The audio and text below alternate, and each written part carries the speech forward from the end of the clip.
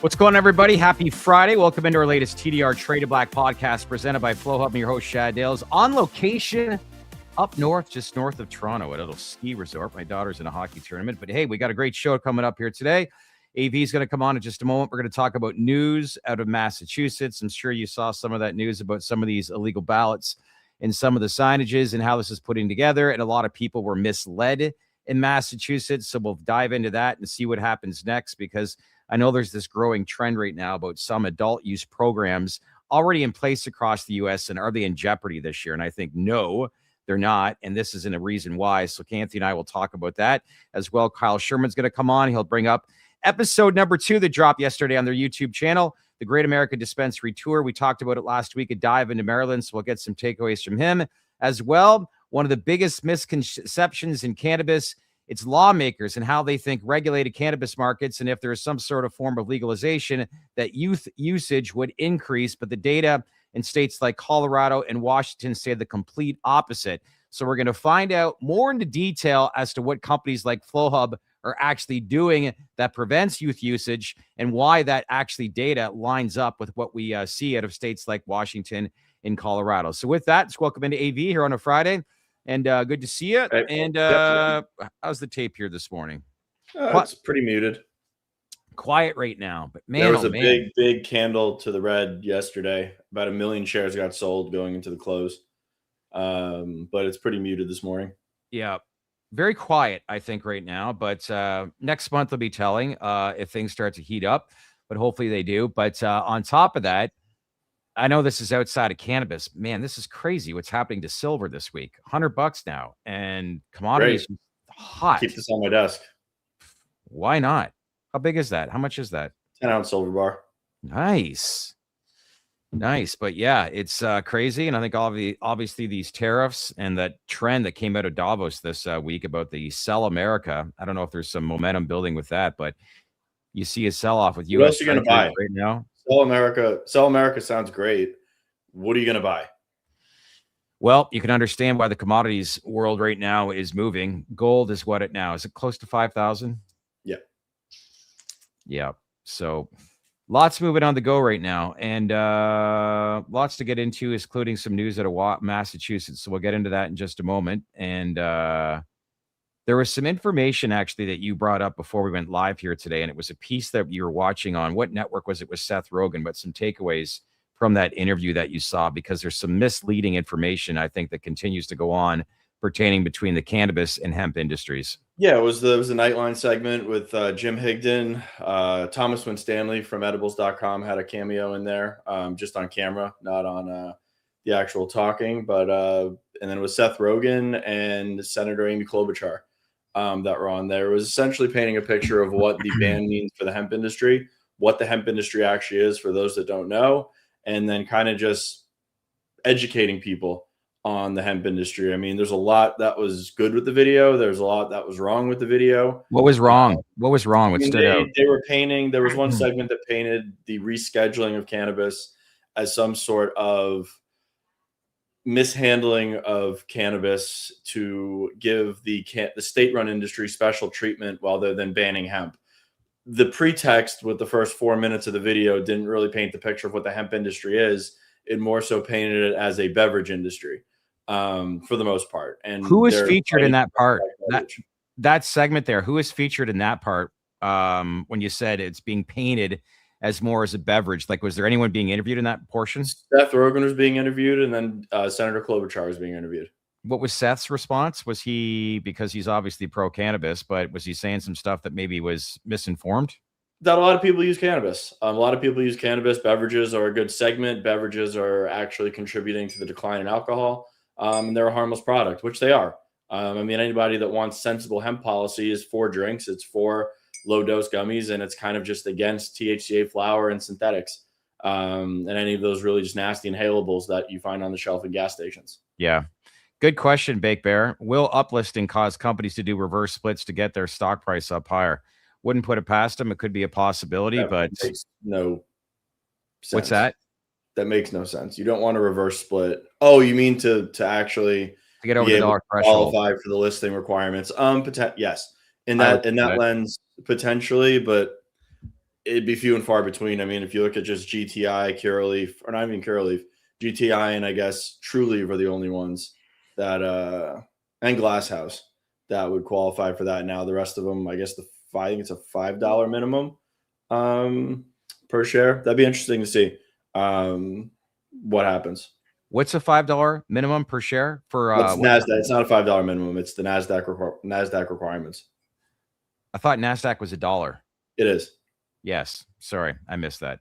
But yeah, I think that's definitely in play, and you probably will see that with a number of companies. But let's get rescheduling first and go from there. But as according to Mark Cohodes, hopefully that is indeed the case, that we get some attention towards uplisting if and when rescheduling is written into law, and we get that tweet from President Trump, because that would be huge for the industry.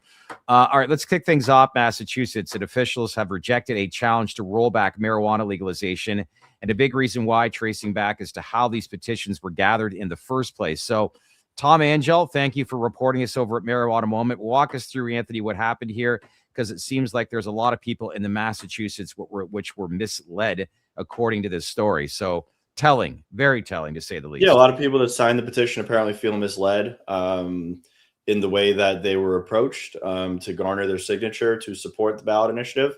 The state of Massachusetts shot down an appeal to get this ballot initiative off the ballot. So I would expect that you're probably going to see this ballot initiative on the ballot in the state of Massachusetts. But a lot of people are saying, like, this doesn't really have teeth. Like, yes, it's not a good sign. Yes, it's a symbol of potentially going backwards. But again, Massachusetts just brought on cannabis cafes, and they doubled the amount that you could legally possess under the adult use program. They're not going to take a bunch of steps forward just to roll it back. I mean, adult use cannabis in Massachusetts is thriving from a numbers perspective. Yeah. It's a lucrative market. I mean, granted, it's not the best market to operate in, but at the same time, like, it's a very healthy adult use market. People in Massachusetts like their adult use cannabis. I really don't think it's going to go anywhere. And we're finding out that it's these crooked initiatives are being supported by Sam via dark money pools that really doesn't have true disclosure around who's actually donating the money towards these initiatives in the first place. Gives you an idea as to how Canada's policy still is being debated right now. Curious to see what kind of changes, Sam, what will happen to them. They're not going away, but once rescheduling is implemented, how they plan to pivot and change. Because, a lot of the claims, as we've said before, it's all based on a lot of ideology versus actual data. But it'll be curious to see how much they're going to have to really change, nor do I really care.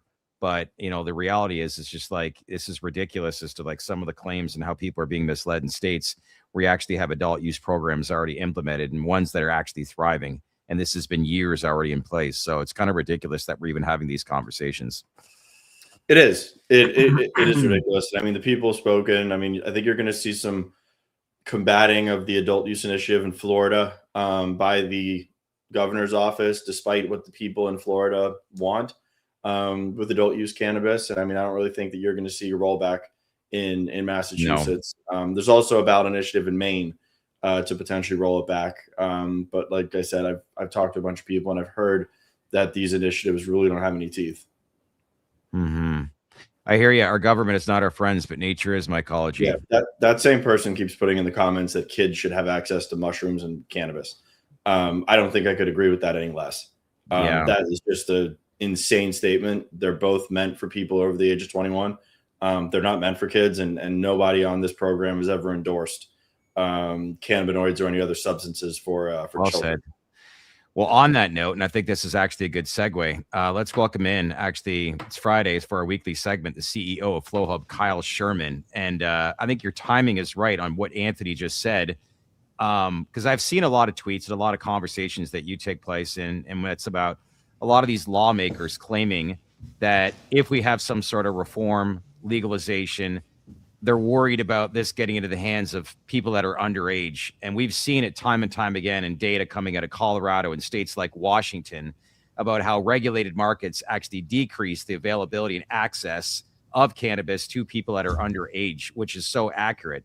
So, yeah, we understand this, but maybe walk us through day-to-day stuff as to what you guys do that implement this from preventing from happening to getting in the hands of youth, and what is actually being done that backs up this data in states like Colorado and Washington?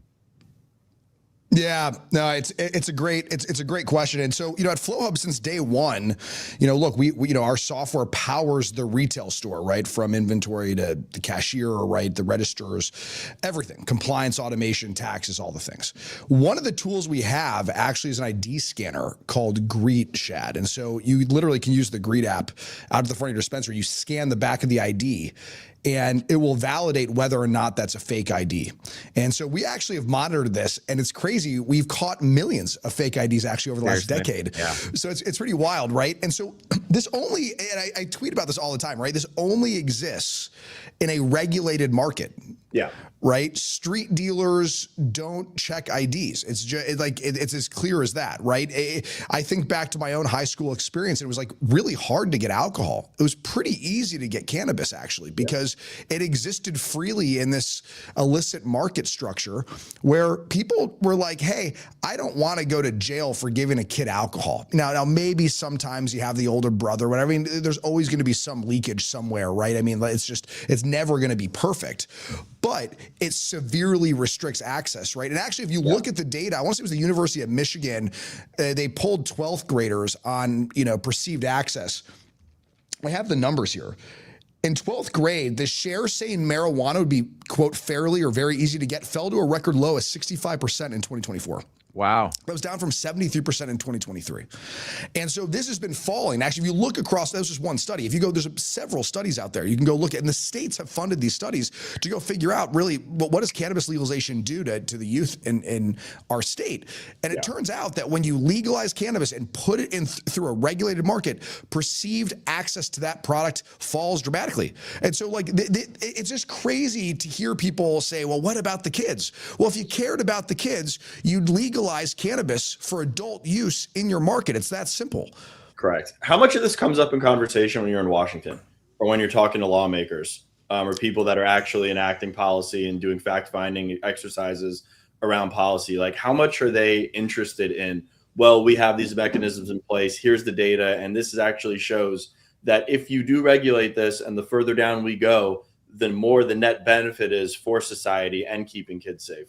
I've had to have this conversation a bunch on Capitol Hill over the years, Anthony. I mean, look, there's a grave misunderstanding on how this industry works. It's one of the reasons we're doing the show, right? The idea, one of the reasons we're funding this show and we're going out and exploring the front lines is we're trying to show not just people on YouTube, but lawmakers what this industry actually looks like. And a lot of these folks want to turn a blind eye to the reality of the space. I think that's just it's common sense, right? But I think, if you're a politician and you're trying to win an election, it's much easier to do that from a position of complete fear and fear mongering than it is through positivity or reality, right? And so I look at what people react to. It's fear-based policy. It's fear. It's fear of the unknown.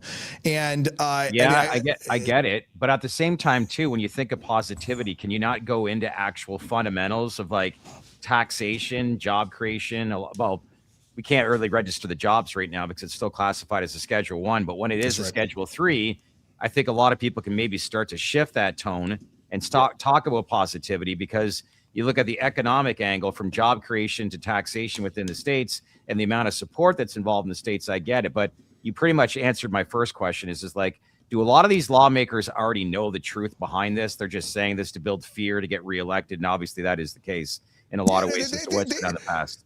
A soccer mom in Indiana that's against cannabis is scared of her kids getting access, and she's convinced that by keeping cannabis illegal, because the politicians reinforce that belief, right, that by keeping cannabis illegal and illicit, that her kids are likely not going to touch it. Well, it doesn't help when she sees it in the gas station and when they see it popping up places. I mean, that soccer mom is influenced by just passively seeing THC popping up where she's going in her normal routine, without the context of that's not what's coming from the state-run licensed industry that we are backing. One of those soccer moms is Laura Ingraham, by the way, out in Virginia, right? She oftentimes on air will talk about her children having access to cannabis in gas stations. She's brought it up numerous times. And like, she's not wrong, actually. If you go to Virginia, there's an entire website you can use. It's similar to like a Weed Maps, but for street dealers, essentially. And it's just like, if I'm in high school, I can definitely just order off of that. Like, there's no rules. It's like this lawless, kind of community. It's really bizarre. Now, I think in some ways, like, right, I don't know if you've talked to Laura Ingraham. I haven't ever met Laura Ingraham. I'd love to talk with her. But I think if you spoke with her, right, she actually wouldn't want to hear the truth about this, right? I think for her, it's a wedge issue. And again, it's just like, it's fear. So it's actually frustrating because like the truth is it really works, right? I mean, like, we've stopped millions of underage people accessing cannabis in regulated dispensaries. In fact, we passed with 100% through the sheriff's office in Michigan back in the day. They did this big sweep statewide, and every single Flowhub customer passed 100% compliance. And through ID. That was actually one of my next questions. It's like, how much do you think, or do you know that the cannabis businesses are conversing with law enforcement in these states to reiterate that the compliance mechanisms that are in place are working? This is what we're doing, and this is why cannabis, for the most part, should be reined in and contained within a dispensary, because this works. I mean, if you go talk to Dave Joyce, right, former prosecutor in Ohio, Republican, right, generally very conservative, very just common sense human being, right? He's meeting with the industry stakeholders. There's sheriff offices that are meeting with industry stakeholders. They know. It's why you actually see so many sheriffs for the legalization of cannabis, because it makes their job easier, because they don't have to worry so much about their communities dealing with drug dealers and selling cannabis. It just go put it in a regulated system, right? You hear sheriffs support this industry all the time because of this. They know it's very clear. And so the industry does communicate with law enforcement all the time. I mean, there's dispensaries are serving their communities. Yeah, I'm sure there's law enforcement shopping at some of these dispensaries after hours. I'm sure there is. Definitely is. Yeah. And there's nothing wrong with that. There's nothing wrong with that, because what they do off the clock in the privacy of their own home, it's their business. Amen. Yeah. We live in America. It's the way it should be. Yeah. I looked at one of your tweets this week. Actually, this is 11 hours ago. Look at the metrics on it. It's doing well. But I wonder who's backing all the anti-cannabis propaganda campaigns and the legislation to roll back state legal cannabis. And I'm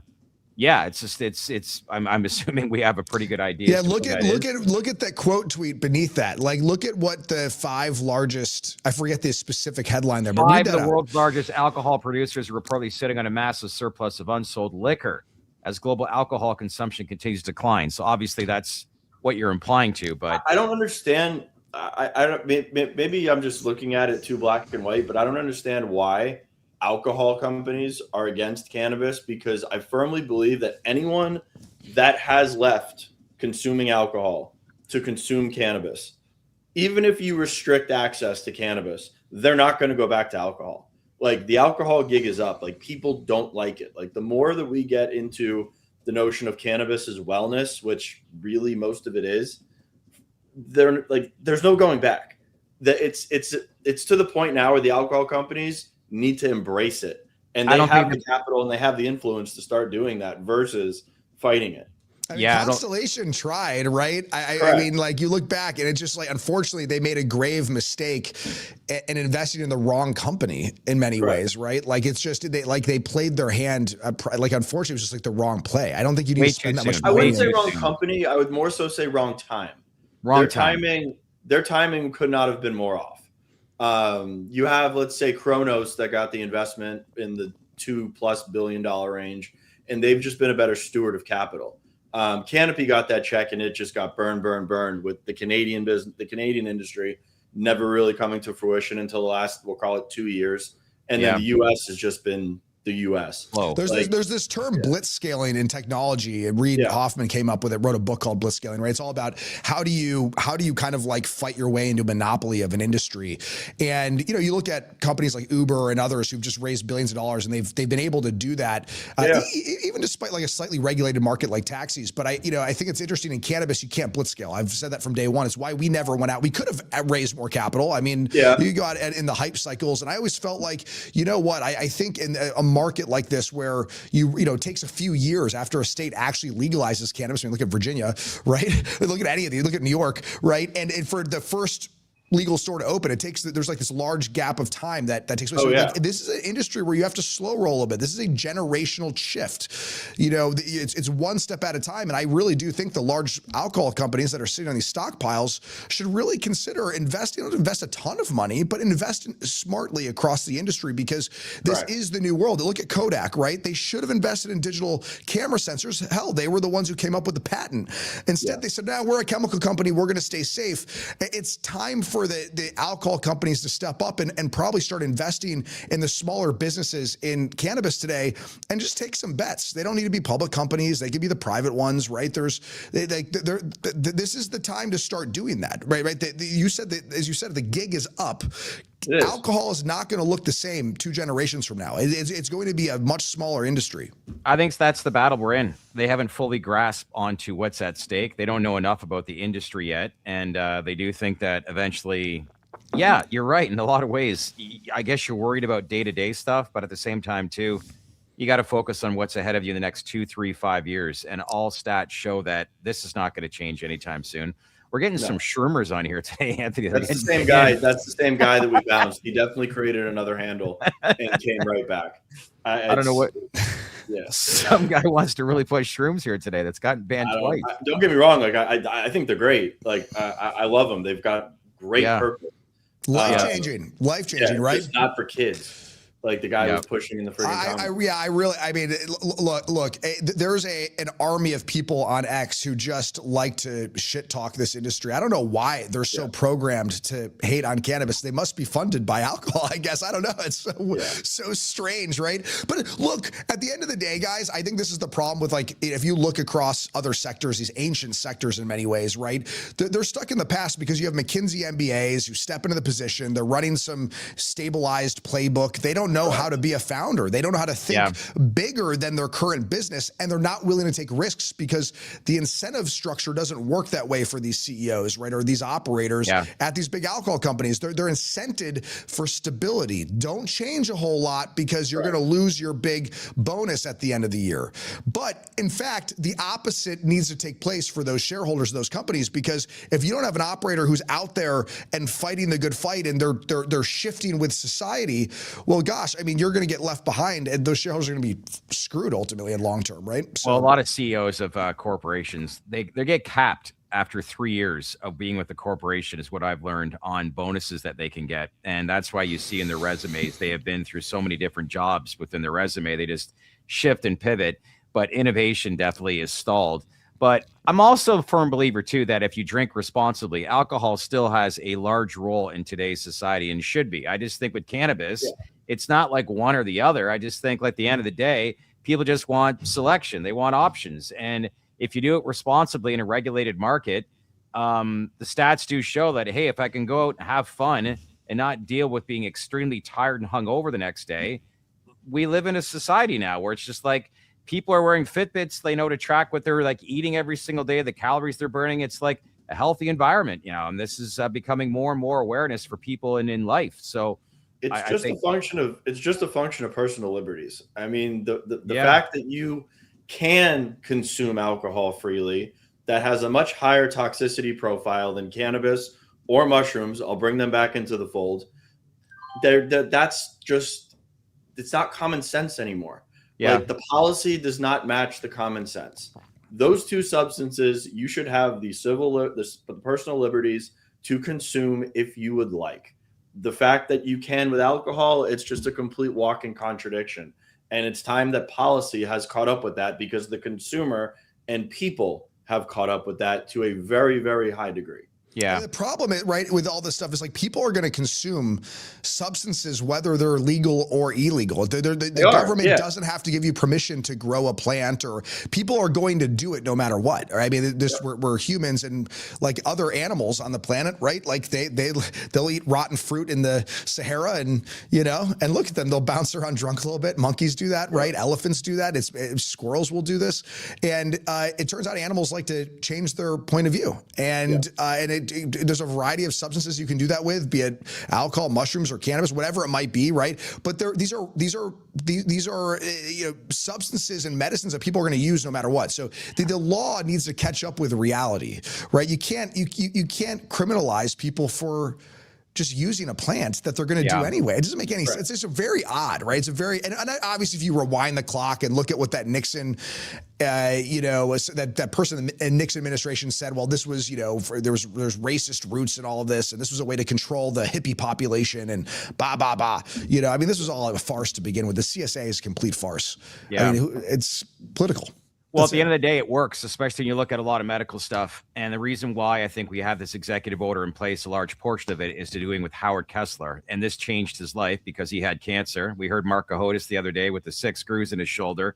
So you can talk about all these ideologies. The reality is that I think it only stems to benefit that we need to have more research involved in this, because the signs show right now what people are using is actually working. And that's a good thing. And I think the problem is it actually works, right? Like that actually is a problem, because the more people who use it realize it and go, man, I think I was lied to as a kid. I think in high school, when DARE came into my school, I think they really were what else are they lying about? That's kind of weird. I actually think DARE is a good thing for the most part, because the one studies that do have potentially significant data are using cannabis on developing brains. So before the age of 25. I mean, there's actual data and efficacy there to where you could argue that developing brains should not be using drugs that are psychoactive. Whatever your stance is on it, I don't really care for everybody watching. But DARE, for me, worked. I was afraid of cannabis in high school. I saw it around. I wouldn't try it. Am I better off for not doing it in high school? Am I better off for probably trying it in adulthood? You could argue one way or another, but I think that mechanisms like DARE, or at least educating kids on the potential dangers of drugs and not to make those decisions until they're adults, are something that needs to be in schools and be in education if we want to eventually have things legalized and bring those substances, let's say, to the mainstream. I just think it's a necessary thing to have. I mean, the problem with DARE, though, it was based on lies. And so I remember So reform it. Yes. Right. Sure. Yeah. So what you're talking about is education, and that is incredibly important. We should be telling the truth, because the truth is real. And so it should say, hey, kids, you shouldn't do this until you're an adult and your brains are formed properly. That's actually pretty compelling reason not to do it. Correct. It's not going to turn you into a drugged out loser, just smoking weed. It's not going to make your... You remember, though, that young woman melting into the couch just like a flat piece of paper, and then you eventually try cannabis. You're like, that's weird. That didn't really... That didn't really make sense, We got a third handle now, and he's back with a different one. Where? He's talking about shroomies. Kids need shrooms. This guy is relentless. It's amazing. Hey, I wonder if he's in sales. Give him a I'm job. I'm not even going to block it this time, because he's just going to make another handle. I'll respect the vigor. No, I want to go over under. I'm going to go 7 different handles. Let's ban him, Barnes. See if he comes back. It's funny, these internet trolls, right? They want to make this, they're so desperate to make this industry look bad. Yeah, right. That's a great example of it, right? You've seen it. It's always been roots versus suits in this industry. I mean, remember MJ Biz in 2015? MJ Biz in 2015 was you had bankers and deal guys and guys that were there looking for money, and then you had guys that were lighting up blunts on the conference floor. That were the real guys that were moving weight, just trying to get into the industry. I mean, it's been a constant push and pull. Even when Shad and I went to MAPS, MAPS was even bigger, roots versus suits in the psychedelic space. The more we went to an event the first night. I came in with a blazer on, and this DJ was on, said, "Hey, if you can put some money in that basket." It was a dubstep concert. It was a dubstep concert raising money for solar panels for an indigenous tribe in Brazil. that And we're I've got doing a blazer on. ayahuasca missions. Yeah. That is a confusing order of events there. And I turned to Shad and I was like, why are we here? Yeah. But you know what we do have in common? How much money did you guys give? I can't remember. It was like $100. Did you guys give $100? Yeah, but here's the thing. You're making a difference. I'm willing to have these conversations with the other side to like learn more, but don't judge me just because I wear a blazer. And I think that's just reality. It's just like at the end of the day, whether it's like when I look at the psychedelic space, it's towards mental health. Look, I've had issues. I think a lot of people have had some issues at some point in their life.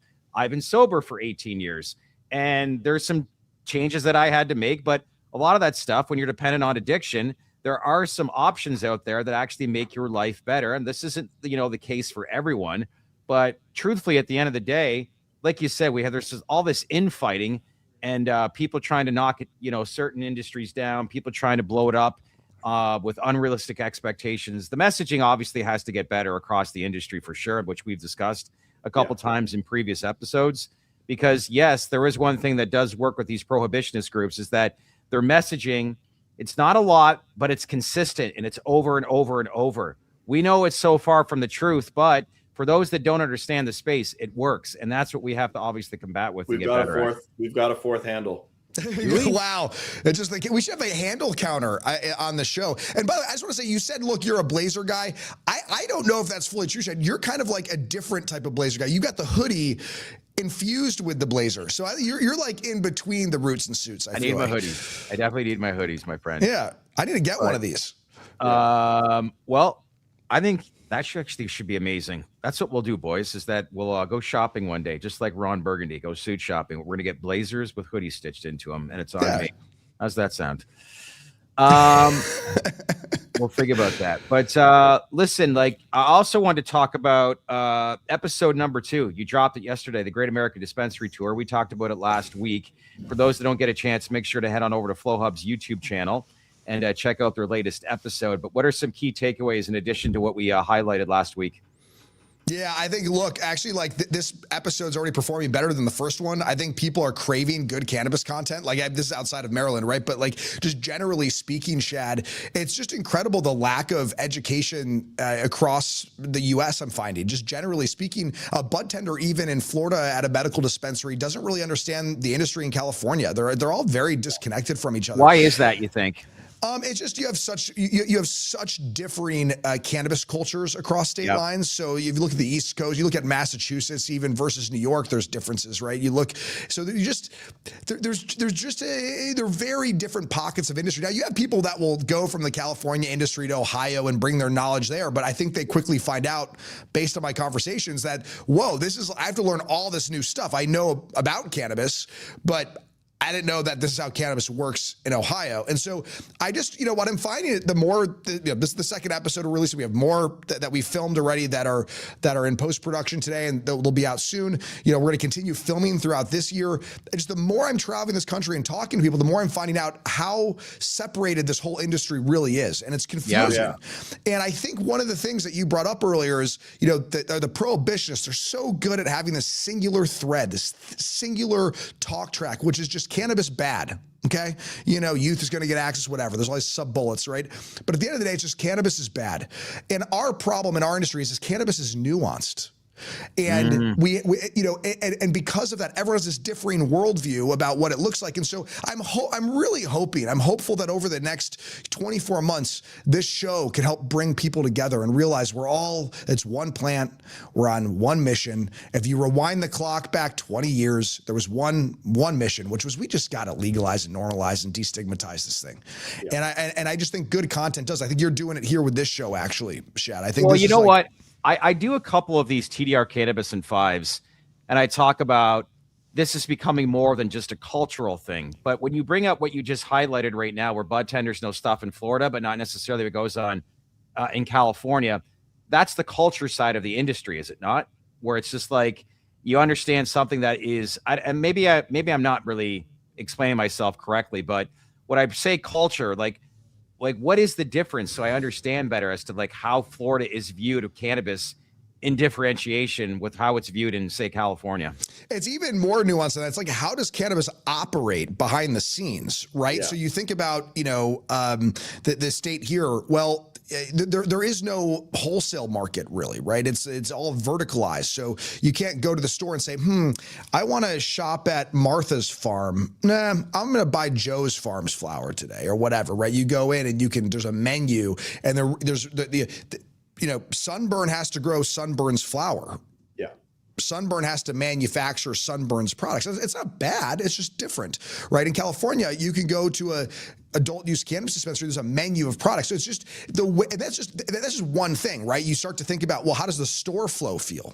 Well, in Florida, it's very health oriented. It's very, medical feeling, right? Well, it's a medical state. So you go in, you order at the counter, they fulfill in the back. At Sunburn, as an example, the dispensaries do it different ways here. Truly does it differently. California's more lifestyle. Yeah, California's more lifestyle, and then LA is very different from San Francisco, even, right? So you go in, if there's more of an urban vibe to a lot of the dispensaries in LA. It's kind of that LA County skater urban cannabis culture that you're familiar with, that burner cookies culture. Yeah. And you go up north, and it's a bit different, right? There's a little more Humboldty and country up in hippie in San Francisco, because the first dispensary opened in San Francisco in 1996, right? Well, there's DNA there from that era, and so you really there's differences in so many different ways beyond just how cannabis is even perceived, right? It's just, how does it even work? Well, when I hear you say that, it sounds a lot of similarities with alcohol. When you think about it's very different though, because one thing that I've seen going from, let's say, Colorado, California, and Florida, the Budtenders themselves, a lot of the time, are giving recommendations on how their experience was with the products, whether it be edibles, flower, concentrates, etc. And I can tell you pretty firsthand, the way that my body interacts with a certain substance, Kyle's body will probably interact different, and Shad's body might interact differently as well. Yeah. While the Budtenders, I've met a lot of some Budtenders that are very well educated, very knowledgeable, but a lot of them, when they're making product recommendations, are giving you recommendations about their personal preferences with the plant, which can lead to a very different experience with the consumer, which is another need that we need in this industry, and it's congruency about how consumers are getting recommended product. You agree with that, Kyle? I do agree with that. Holy, I mean, look, one of my X posts last week, I think it hit 5.5 million impressions, and it was simple. It said, hey, I took 2.5 milligrams, went to the gym, blah, blah, blah. Yeah. And I can't tell you how many people were making fun of me in the comments for taking 2.5 milligrams. And I'm going, I get overly high on 10 milligrams. I don't feel good about it. I've had taken 50 and done the whole thing. Of course, obviously when I joined the industry, that's all you could buy, and I had no idea what I was doing. Yeah. But I found that I do feel the medicine really nicely at 2.5 milligrams. I feel good. It feels good to take that before bed and wind down and relax. I don't do that every day, but it works for me. But the problem that Anthony's talking about is, you can go into a dispensary and I can go talk to a budtender and they go, oh, you got to try this new 25 milligram thing, take 3 of these, or whatever it is. Yeah. And I can't, if I'm new to the industry and I have that first experience and it's my body and I have no tolerance, look, some people can do it, but some people like me we're much more sensitive to cannabis. As I get older, I get more sensitive to cannabis. My body's changing. And so I just Anthony's totally right about this. That's why it's low and slow. I've always tell new consumers, even my grandfather, when he just he worked his way up to 25 milligrams a dose. I was like, man, wow. You're up there, with those tinctures. And it worked well for him at that. He was sleeping well. He reduced his pain. Okay, cool. Reduced his drinking. Great. That's worked for him. But I guess that, the point is, the cannabis is so unique. I mean, typically alcohol is a little more hey, you have a couple drinks, everyone can relate to what that feels like, versus 10 drinks or whatever, right? I mean, it's correct.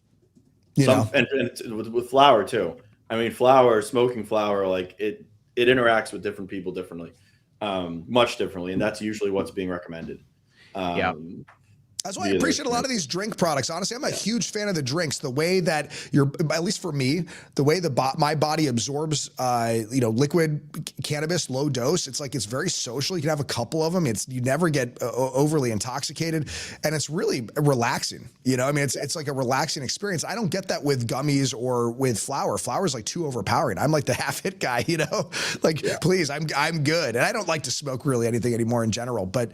when I do, it's just like I don't want to have a whole lot. And so I really like the low dose cannabis flower, high terpenes, high CBD, high CBG, right? But that might not be great for somebody else, you know? Right. Well, this is where branding and marketing come into play. Because like when you go into a party store and buy alcohol, when do you ask somebody for advice? Maybe the odd time when it comes to a certain wine, but for the most part, you know exactly what you're buying. That takes time. You know, alcohol's been around for 100 plus years, and we have a new industry that has marketing limitations. There's so many questions that, you know, you have to ask. I was at an event last year in Michigan, and there's like on average over 500 SKUs per dispensary within the state. And it's just like, where to even start as far as a bud tender? But when you look at like brands, I did a video last week on MaryMed and their brand Betty's Eddies, like they've done very well in the markets that they're in.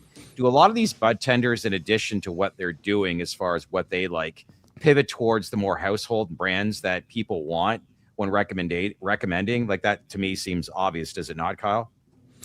Look, it varies. It totally varies on the bud tender you get, the store you're shopping at, the training they get. I'll tell you, I've talked to customers who really, they try to hire people that come pre-trained. They do their own research at home. And then there's other dispensaries. Actually, speaking of the Maryland episode, Greenpoint Wellness does this really well, but they like go through pretty rigorous training there on terpenes and the effects of the terpenes. And so I remember being in a couple of those locations filming the show, and I was really impressed watching them check out customers. And like, you have these like, older folks that are semi-retired and working in the store, like giving advice around how the terpenes work. They're not like really advising you on like the health side of things so much more than here's what these terpenes do, generally speaking, based on the research. Here's how they might affect you, right? And so they're not saying, hey, this is the perfect product for you. They're like, hey, you should make an informed decision on what you're buying based on these things. And I don't think the brand necessarily is actually what so many of these consumers are so new to this to the market. They're maybe coming from the illicit market where there is no branding at all, and so they're not really necessarily, there's no brand affinity fully yet, right? It's why you look at celebrity brands that launch and they're a flop. It's like, well, the celebrity doesn't really care about it. They don't really know the flower going in. They slap their name on it, charge 5 times the price, and hope someone's going to buy it. That's not really cannabis works today, actually, right? In fact, it's just, did you have a good experience? Is it consistent? So the next time you go in and buy that brand, you're like, oh, I'm going to try that gummy again. Yeah. And if it's consistent and you have a good experience the next time, maybe you do it a third time. The data says that it's 4 times, 4 visits to a dispensary, and you could get that person for life. Really, they're going to keep coming back to you. But you got to earn their business 4 times in a row. Makes sense. And so there's we have cool tools like this where you get like first time visit deals, second time visit. So you can kind of draw people in 4 times and give them a discounts and stuff to get them to come in again. But the reality is, it really comes down to the training. It comes down to that bud tender having experience. It comes down to that dispensary being willing to give samples to the bud tender so they can have some of their own experiences at minimum, kind of like, people do in high-end restaurants. And they're doing that at Greenpoint Wellness really well. In that episode, you can see it. I've heard in certain markets, so there's also sales programs where the brands will come in and incentivize the bud tenders to be selling product and recommending product. Why wouldn't you do that? There's a great platform called Sparkplug, Anthony. Sparkplug, this platform that does that actually. I believe they integrate with our platform. They're one of our many apps that is written on top of our system. But at the end of the day, they're interacting with the brands and they're educating the customers, and that system will say, hey, bud tender, thanks for selling our product. Here's a quarter or here's $1. Yeah. And I think that's pretty cool, actually. I don't know if that it perfectly aligns incentives, but like it's a pretty interesting way for brands at least to get out there and for bud tenders to learn about them. Definitely. It's interesting. It's an interesting wrinkle from like a merchandising perspective. As long as the right brands are doing it. Some of these party stores, shout out to Royal Liquor, Royal Oak, Michigan. Sam, how are you, Sam? Anyway, we go in there. It's like a bar. They got tequila samples there all the time. Correct. My brother brings his golden lab in. He's like the neighborhood dog. It's just like, this is this one festive event, and they're just sampling all these drinks. And I'm just like, this only makes common sense. So the liquor store, go ahead. The liquor store by my house does that, and I know the guys that own it because they own like 8 of them in Fort Lauderdale. But you know what they recommend? They recommend the deals that they're getting from the distributors or the brands that the distributors being like, this is a new brand, push it. So if you go in there and say, oh, I'm looking for tequila, they're not going to point you towards Clase Azul, Casa Dragones, or something higher priced. They're going straight for the promo stuff that's on the shelf because the distributor is going to give them brownie points for pushing that brand at that point in time. Cannabis is the same, but I mean, it's all a sales pitch. Like it's not a knock. It's just it's just a way to sell things. Welcome to just business in general, right? Correct. I mean, it's just another industry. It's just it's like at a restaurant pushing specials. It's right. Stuff you need to get out the door that's going to be higher margin that just needs to be sold. Kyle, you've been to the Elbow Room down on the A1A in Fort Lauderdale? No? I haven't. That's what you got to at least check out once. Really, I'll check it out. I don't drink alcohol really. But is it an alcohol spot? Right behind there's just like this small little convenience store. Anthony, you probably know where it is, but oh my God, the business that place gets. What is it? It's a dive bar. Okay. It's a dive bar in Fort Lauderdale. I'd be the most depressing customer. I'd be like, yo, could I get a soda water with lime? So it's become famous. It's always been famous. It's like the most famous bar on the beach. But in the last 2 years, it's where the Panthers go right away after we win the Stanley Cup. Yeah. 2 back-to-back years. Oh, Anthony, you can take me there. Yeah. But we'll roll over there. It's a corner dive bar on Fort Lauderdale Beach.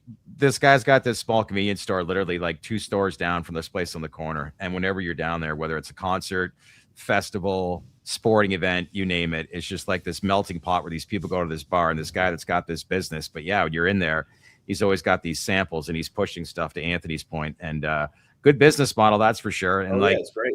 As we start to see more normalization, you'll start to see that pivot into cannabis as well. It's a bummer. In episode 1, for those that watched it, you might remember the visit to Smoke and Mirrors, this lounge off the strip that's owned by Thrive. You know, they're the largest independent chain in the state of Nevada.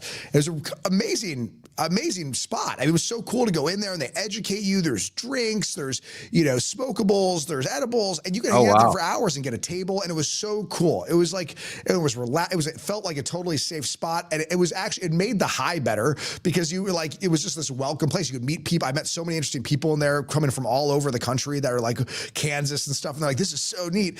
But they had to shut down because of the regulatory scrutiny the state puts on that business, right? It's too regulated to the point where it chokes them.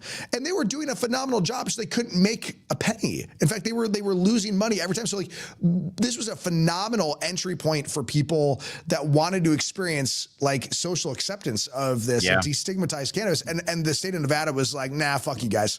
Like, we're going to make this really hard to operate. And so I've seen some cool dispensaries in Nevada that have kitchens, the edibles kitchens. We're in there right when you walk in, and then the sales counter is to the right.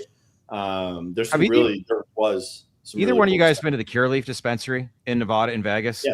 Yeah. That's actually one of the ones. So I forget what the brand used to be, but they bought the dispensary that I was just talking about. Because that's it was Reef. Was it Reef? Is it? It was. No, Reef. I thought it Reef was. Reef and Trike.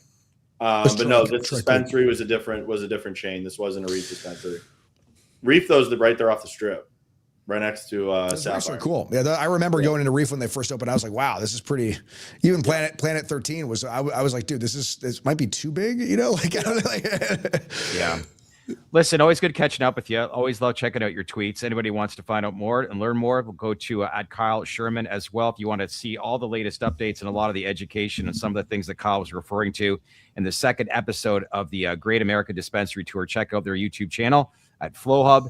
And episode 2 dropped yesterday. So lots of good dialogue that you'll get, and that'll be pushed out every single month. But there's a lot of clips that you can see over the course of that month with each episode. So make sure you check that out over at their YouTube channel.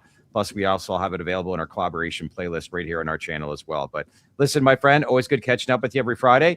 Have a good week. We'll see you back here next week, okay? You guys too. Happy Friday. All right, thanks, Kyle. What do we at the over-under now? I think I saw drive-through dispensaries. Welcome to Maryland. In this episode, I'm crossing the Chesapeake, touring the East Coast's largest cannabis greenhouse, eating blue crabs, and diving into Maryland's young but promising cannabis industry.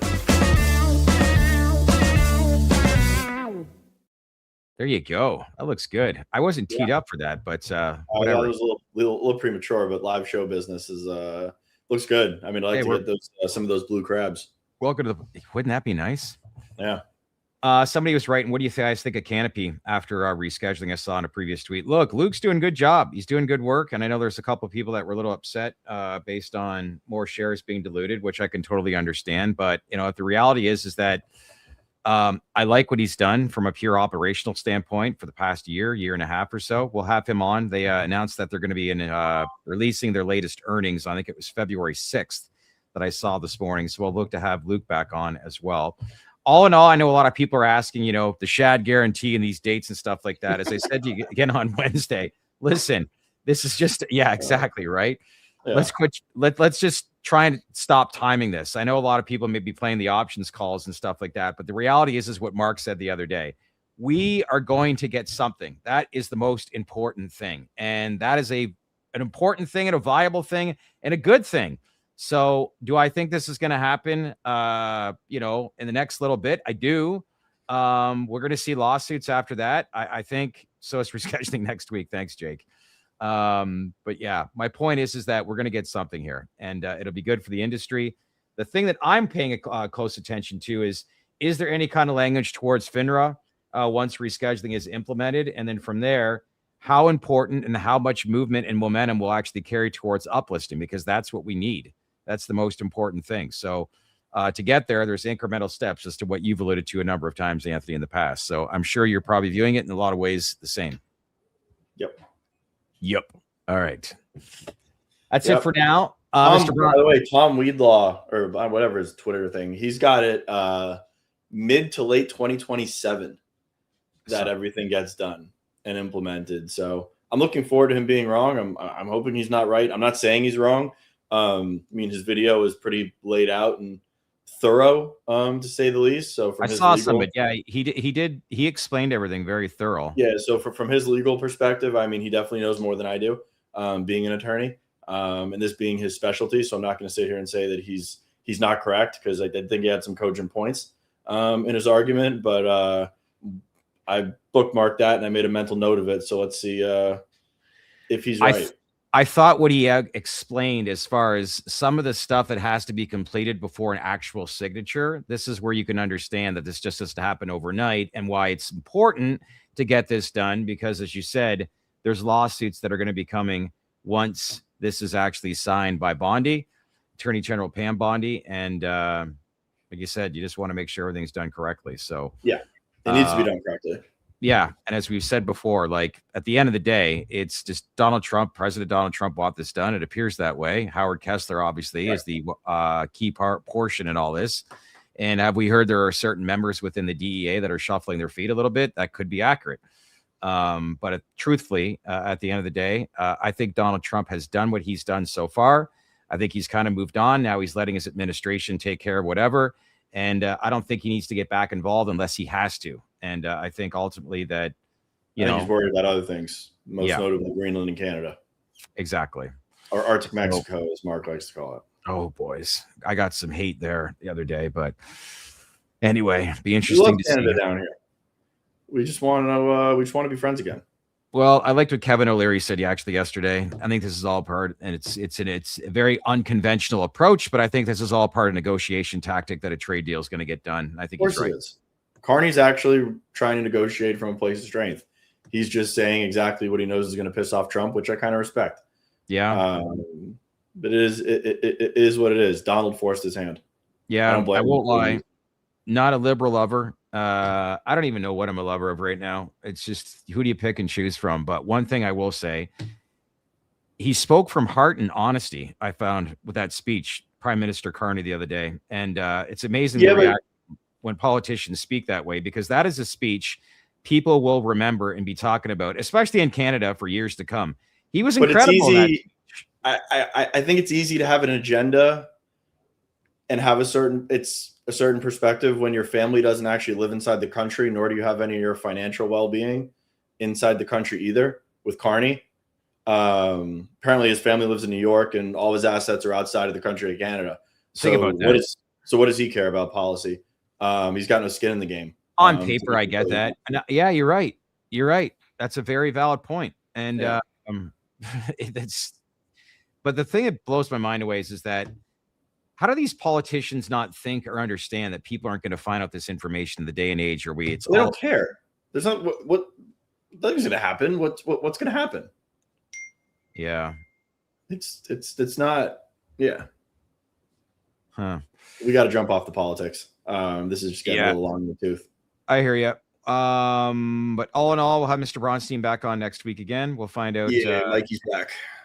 Any updates from Washington and how that's developing. We'll continue to have that. And then we'll keep everybody updated as well on anything we're hearing out of Washington, because I know everybody's eagerly anticipating end of January, as per the story that was pushed out. I think it was over the holiday season last month, but yeah, I'm not buying too much. My guns, end of Feb, mid-March.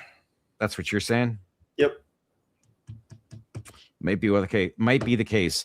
In the meantime, enjoy the rest of your day, everybody, and I'll see you guys back here. We got the International Top 5 coming up this tonight. We got another good story about Attorney General Pam Bondi coming out tomorrow. Weekly recap on Sunday, and then back for the show on Monday. Rooting for you, Shad.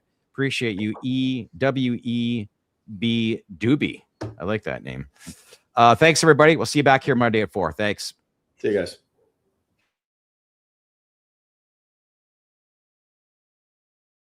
Hey everyone, thanks again for watching here today. Listen, if you're getting value from us here at TDR, make sure to check us out at TDR Plus. It's our exclusive membership community. Why? Well, you'll see CEO interviews that go beyond business, showing a personal side that you won't find anywhere else, including the biggest names of the industry. Plus, you'll get insights from analysts and day traders on where the industry's headed, both short-term and long-term, and a direct chat group with our team. It's only $7 a month, just 25 cents a day, and it helps support everything we do here at TDR. If you want to join, just click the join button below and become a TDR Plus member today. And once again, a big thank you for being part of our community. So that's it for today. And again, thanks for watching, and I'll see you next time.